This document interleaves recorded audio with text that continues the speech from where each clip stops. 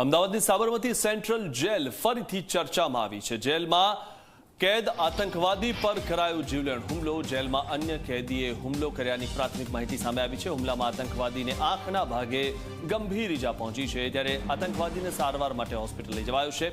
Jail પ્રશાસને તાત્કાલિક તપાસના આદેશ આપ્યા। હુમલા પાછળના ચોક્કસ કારણ જાણવાના પ્રયાસો ચાલુ છે। તો જે રીતે ફિલ્મોમાં આપણે દ્રશ્યો જોતા હોઈએ છીએ તે જ પ્રકારની આ ઘટના ઘટી અને આ વિશે વધુ માહિતી મેળવી અમારા સંવાદદાતા ઉદયરંજન પાસેથી। ઉદય, જે રીતે ફિલ્મોમાં આપણે જોતા હોઈએ છીએ કે કોઈ આતંકવાદી જેલમાં હોય ને તેના પર બીજા કેદીઓ હુમલો કરી દે, તે જ પ્રકારની આ ઘટના સામે આવી છે। શું વધુ માહિતી? જરૂરથી મિથુન, જો વાત કરવામાં આવે તો ગુજરાત એટીએસ દ્વારા જે થોડા દિવસો પહેલા 3 ISIS કેપીના જે આતંકી ઝડપી પડ્યા હતા, જેના રિમાન્ડ પૂર્ણ થતા ગઈકાલે સાંજે એમને સાબરમતી જેલ ખાતે નવી જેલ ખાતે મૂકવામાં આવેલા હતા।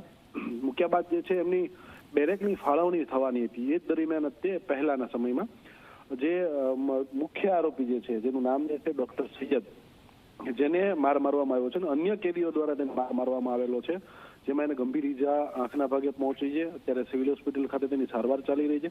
ત્યારે જેલ પ્રશાસન ફરી એક વખત વિવાદમાં આવ્યું છે અને તપાસ શરૂ કરી છે આગળ કઈ પરિસ્થિતિમાં અને શું કામ આખો મામલો બન્યો હતો। પ્રાથમિક દ્રષ્ટિએ સામે આવ્યું છે કે અન્ય કેદીઓ જે છે થોડા સંવેદનશીલ થઈ ગયા હતા, જે પ્રમાણે આતંકની સંગઠન સાથેનું સંડોવણીની અંદર નામ ખોલ્યું હતું 3 આરોપીઓનું, જેને લઈને એને માર મારવામાં આવેલો છે। અને અત્યારે જેલ પ્રશાસન દ્વારા સાબરમતી જેલ જે છે એના દ્વારા રાણી પોલીસ સ્ટેશન ખાતે સમગ્ર મામલે ફરિયાદ નોંધવામાં આવી રહી છે। ફરિયાદ નોંધ્યા બાદ જે છે રાણી પોલીસ જે છે વધુ તપાસ શરૂ કરશે। જી, આભાર ઉદય, માહિતી આપવા બદલ।